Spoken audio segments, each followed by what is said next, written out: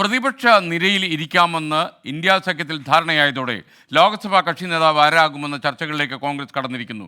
പദവി ഏറ്റെടുക്കാൻ രാഹുൽ ഗാന്ധി സമ്മതം മൂളിയില്ല എങ്കിൽ സംഘടനാ ജനറൽ സെക്രട്ടറി കെ.സി. വേണുഗോപാലിന് നറുക്ക് വീഴും.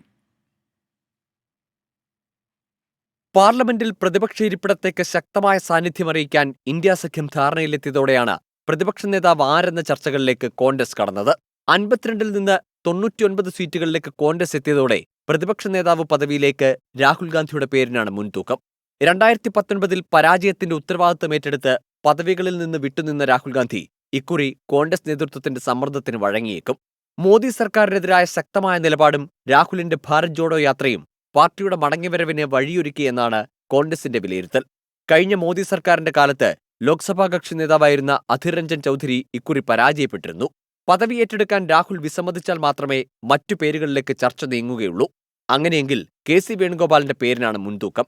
സംഘടനാ ജനറൽ സെക്രട്ടറി ചുമതലയും പാർലമെന്റേറിയൻ എന്ന നിലയിലെ അനുഭവ പരിചയവുമാണ് കെ.സി. വേണുഗോപാലിന് അനുകൂല ഘടകം. മുതിർന്ന പാർലമെന്റേറിയൻ എന്ന നിലയിൽ കൊടിക്കുന്നിൽ സുരേഷിന്റെ പേരും പരിഗണനയിൽ വന്നേക്കാം. ഗൗരവ് ഗൊഗോയുടെ പേരും കോൺഗ്രസ് വൃത്തങ്ങളിൽ നിന്ന് ഉയരുന്നുണ്ട്.